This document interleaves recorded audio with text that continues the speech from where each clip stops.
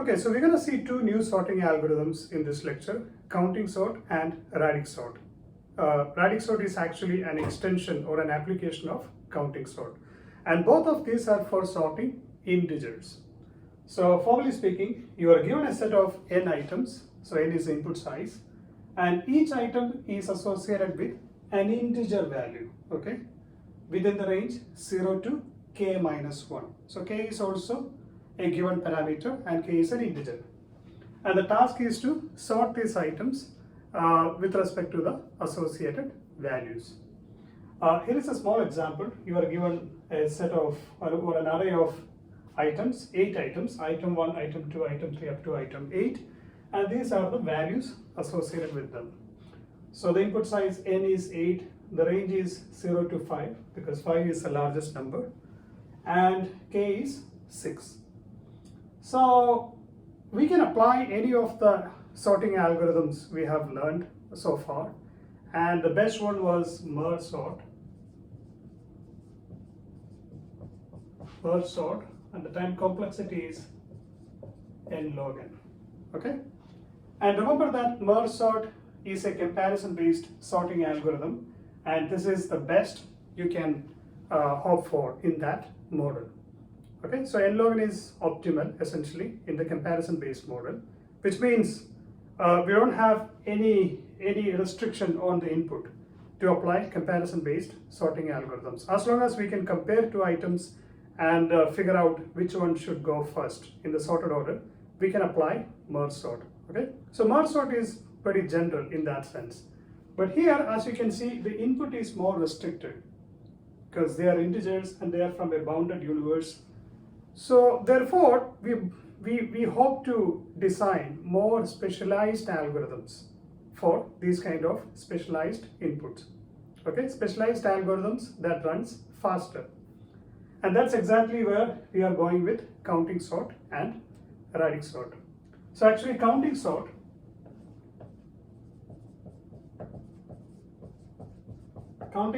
the complexity is n plus k. Okay, where n is the input size and k is the size of the range. All right. So as you can see, when counting sort is linear if k is less than or equal to n, right? If k is less than or equal to n, n plus k is bigger of n, that is linear, optimal, which is better than merge sort.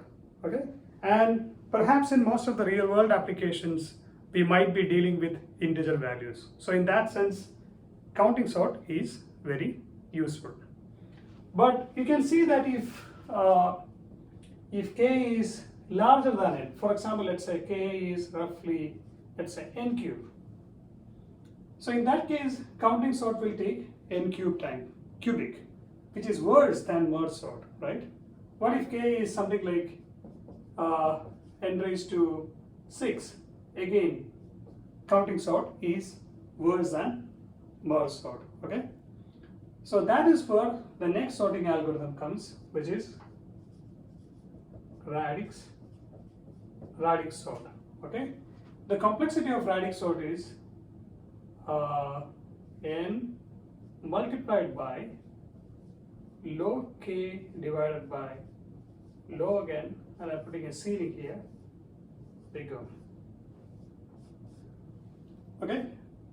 So Radix sort, what you can see here is that if k is n cube, then log k is 3 times log n, therefore the whole thing is 3n, which is still linear. Okay? If k is n raised to 6, then log k is 6 times log n, therefore this whole complexity will again become linear. So in general, if k is big of n raised to c for any constant c, then running time of Radix sort is linear. Okay, so that is Radix sort. So essentially, even if k is slightly larger, but not too large, as long as it is bounded by polynomial in n, we can still solve the sorting problem in linear time. Okay, so radix sort is also pretty useful in real world applications. So that's the overview. Now let's see the details. And I'm going to illustrate counting sort first using this example. Okay, so the way counting sort works is the following. The first step is create a new array. Create a new array, let's say B. I'm starting from B, I'm indexing from 1, okay? Instead of 0 to n minus 1, I'm indexing from 1 to n. You can do whatever you want, but just change the algorithm accordingly. So 1, 2, 3, 4, 5, 6, 7, 8. Okay, so 1, 2, 3, 4, 5, 6, 7, 8. So n is 8. So create a new array, which I'm going to call as B, and this is output array. This is where I want to get the final output. So initialize this array first.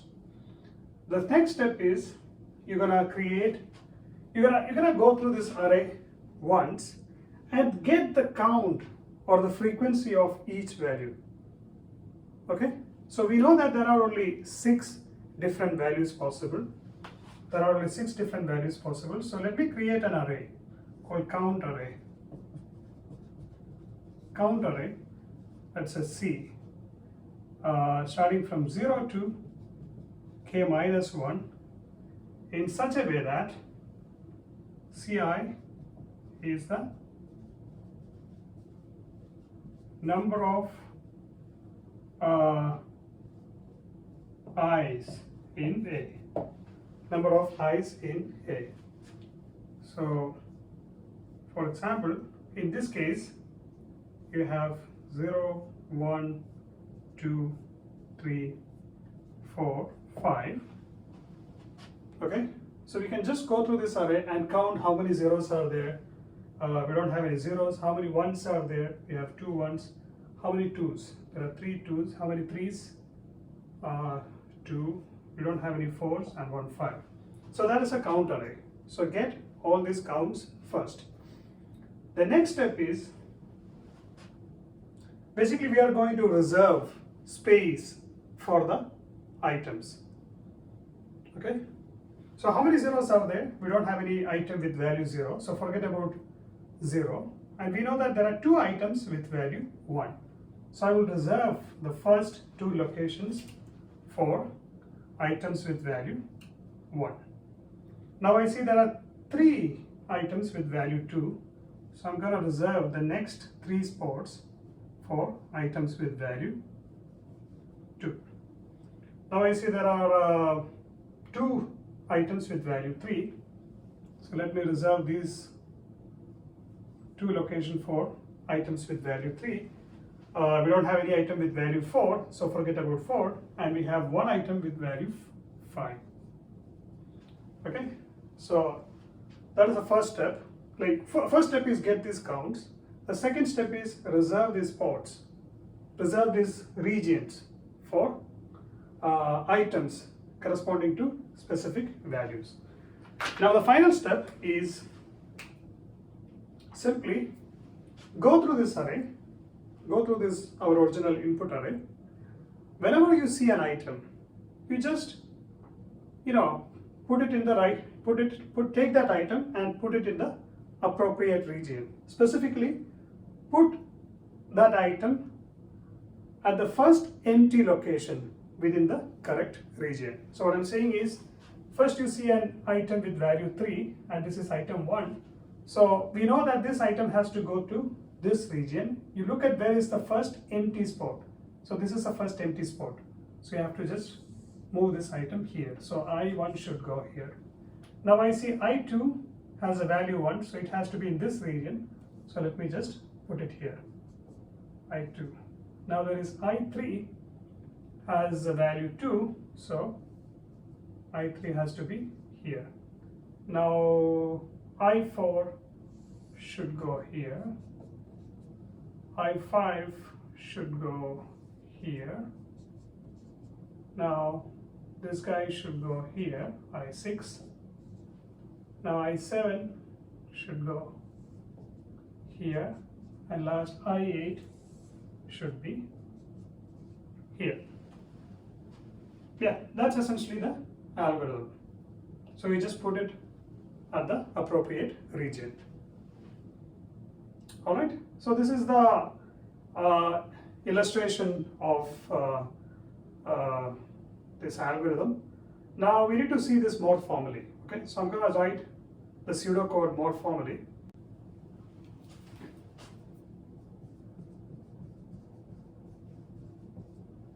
So pseudocode.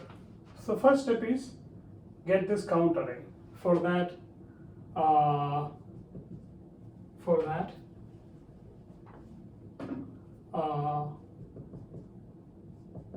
initialize this array. Values 0 to k minus 1 with all values equals 0. Okay, initialize all values of this array with 0.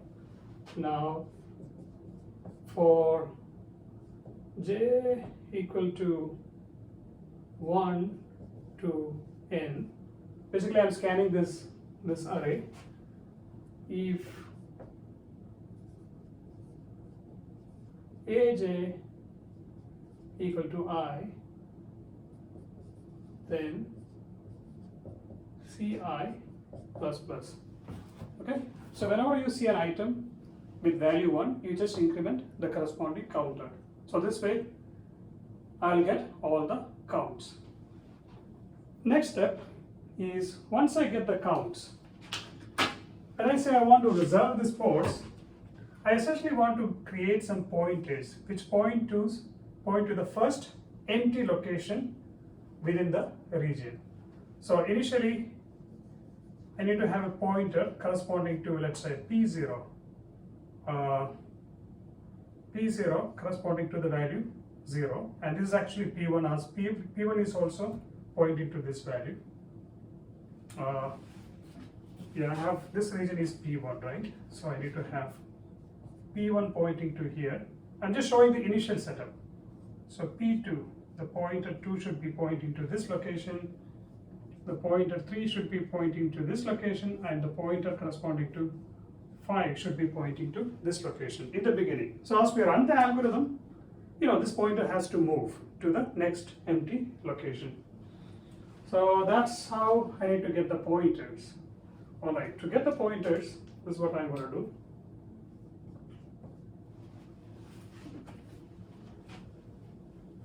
The first pointer, which is pointer corresponding to 0, should be at location 1.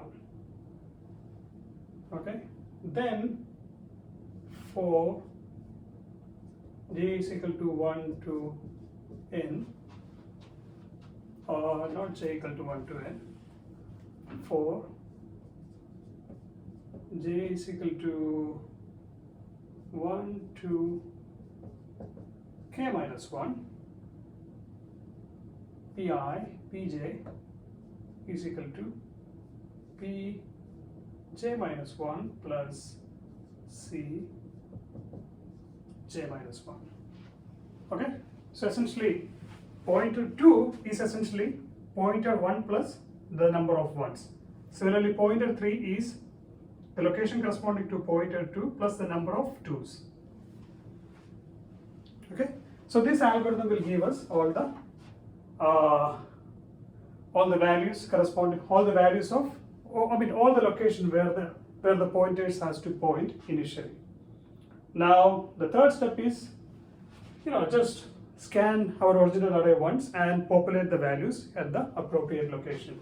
So that is for j is equal to 1 to n. If aj is equal to I, okay, if aj is equal to I, then what you have to do is the jth item the jth item has to go to some location in B. Then what you want to do is B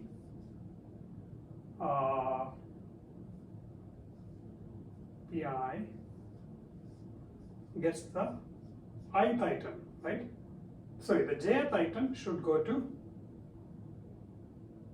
the pith location in the output array. And once we do that, we have to increment this counter.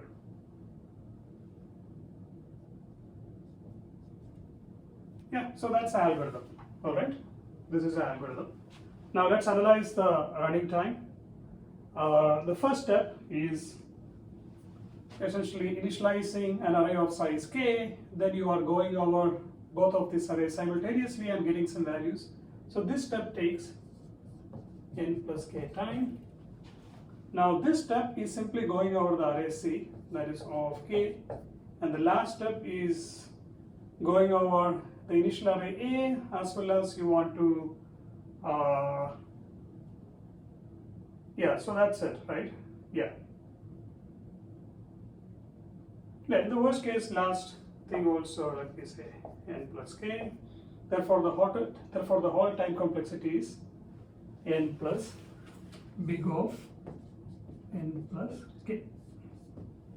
Okay, so that is counting sort. And I just want you to observe a small thing here. So let's have a look at all the items with value 1. There is I2 and I8. You can see that I2 comes first and I8 comes second. They both have the same value in the input array. In the output array also, they follow the same order. Similarly, if you look at all the items with value 2, right? We have 3 items, I3, I5 and I7, right? 3, 5, 7, that's their order. And they maintain the same order in the output array as well. Look at the items with value 3, I1 and I6, and they keep the same order in the output array as well. So these sorts of algorithms, right? These sorts of sorting algorithms where, if 2 items have an order, then they follow the same order in the output array. Whatever is ordered in the input array, they follow the same order in the output array, as long as their values are the same. Such sorting algorithms are called stable sorting.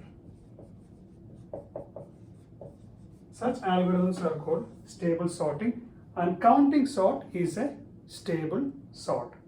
Alright, so keep this in mind, because we're going to use this property to derive Radix sort. Okay, so let's see Radix sort next.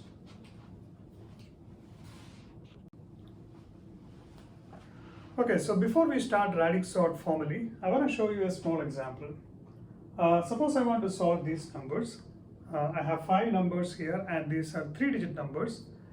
Let me use n to represent the number of numbers and d to represent the maximum number of digits in any number. They are in the decimal system, which means the base is 10.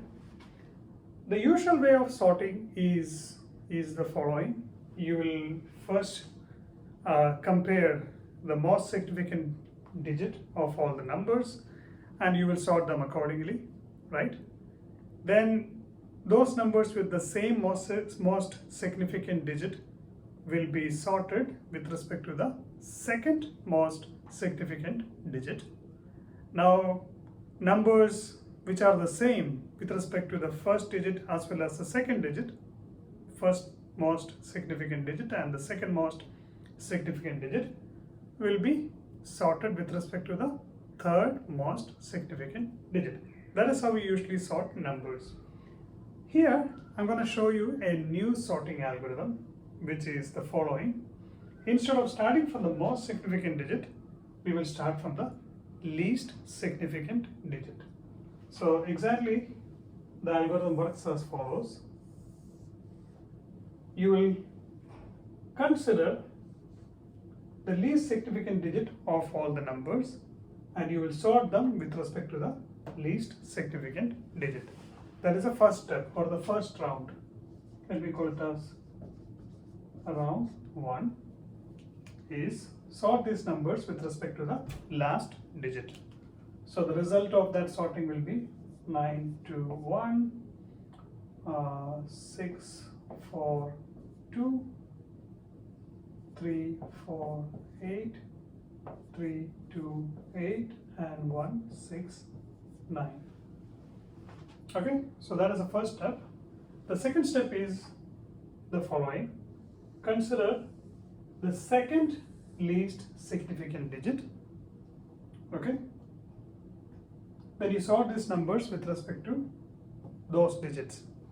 Okay, the result will be 9, 2, 1, 3, 2, 8, 6, 4, 2, 3, 4, 8, and 1, 6, 9. Yeah, something to remember is the following. When I apply sorting, I must apply one of the stable sorting algorithm. That is why you have these two numbers with the same digit 2. They should maintain the same order even after sorting. Okay, so I should use any of the stable sorting algorithm. Okay, now the last step is you consider the next digit and apply sorting. So the result is 169. Then there are two numbers with the same digit, 3 and 3, so they should follow the same order. 328, 348, then 642, and 921. Alright, so that is the final output, and as you can see that the numbers are sorted.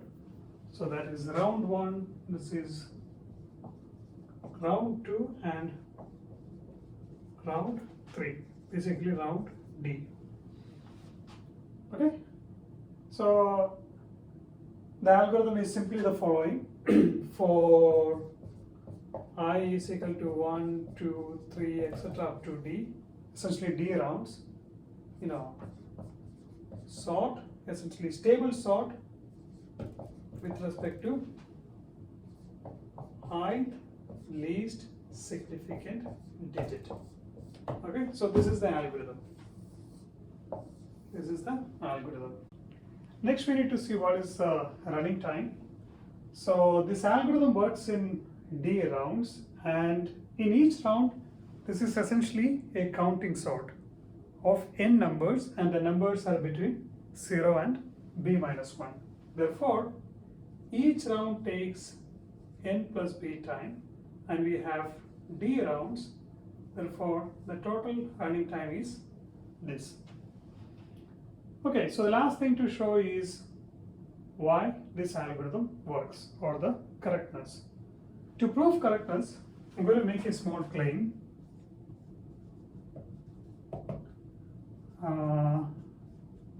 After I rounds, the numbers are sorted with respect to the last I digits. Okay, so this is my claim. Okay, so let me first prove this claim using mathematical induction, where the base case is trivially true, because after the first round you will have all the numbers sorted with respect to the last digit. Now I want to prove this for a general value of I, right? So I'm going to assume that this is true for 1, 2, 3 up to I minus 1. And how to go from I minus 1 to I? So what's happening at the end of ith step? We will first arrange the numbers in the ascending order of the ith least significant digit. So as far as the ith least significant digit is concerned, the numbers are sorted. Now, among all the numbers with the same ith least significant digit, their order will be determined by the previous round. And using induction, the previous round says the numbers are already sorted with respect to last I minus 1 digits. Therefore, by reading these two things together, we can argue that at the end of ith step or at the end of ith round, we will have all the numbers sorted with respect to the last I digits. So this is the inductive step. So we have already proved the base case, we have already proved the inductive step, therefore this claim is true. Now, what if this claim is true? If this claim is true, I can argue that after I is equal to D rounds, the numbers are sorted with respect to the last I is equal to D digits. Last D digits simply means all digits. Alright? So that means all the numbers will be sorted with respect to all digits. That means the complete sorted order will be obtained at the end of this algorithm. So just to summarize, we have designed a new algorithm for sorting n d-digit numbers in time n plus b multiplied by d. Okay, so what we're going to do next is a little bit of optimization of this algorithm, essentially tuning some parameters so that we can give a nice solution for our original problem. So remember, our original problem is integer sorting, which can be efficiently solved using counting sort as long as k is smaller than n. But if k is larger than n, right, counting sort is not a good option. So we wanted something faster, and that is Radix sort, and that's where we are going. Okay, so this is how it works. Each number is between 0 and k minus 1, right? Therefore, these numbers, if you represent the binary representation of those numbers will be like this, some ones and zeros, right? Some ones and zeros, and this is going to be of length at most log k. Okay, so each number can be viewed as a bit string of length log k, and we are assuming that k is larger than n. Therefore, what I'm going to do next is the following. I'll cut these binary strings into small pieces, okay, starting from the right side, small pieces in such a way that each piece is of length log n. Okay, this is also log n, etc. The last one could be slightly smaller. So I'm just cutting this bit string into smaller chunks. Each is of length log n. So these log n bits, right, can be viewed as, these log n bits correspond to a number from 0 to actually 2 to the log n, right, ceiling minus 1. So essentially, roughly, it is a number between 0 and n minus 1. Okay, so what I have done just now is any number, right, which is between 0 and k minus 1, I have converted that number into multiple numbers. How many numbers? Log k divided by log n numbers, and each number is between 0 and n minus 1. Okay, so therefore you can view this entire problem as the problem of sorting n numbers, where each number is a log k divided by log n digit number, and the base is n. Okay, now if you substitute all of these values here, n plus b multiplied by d is what? N plus n multiplied by log k divided by log n. So in other words, it is big O of n log k divided by log n. So that is what is radix sort. So as you can see, if k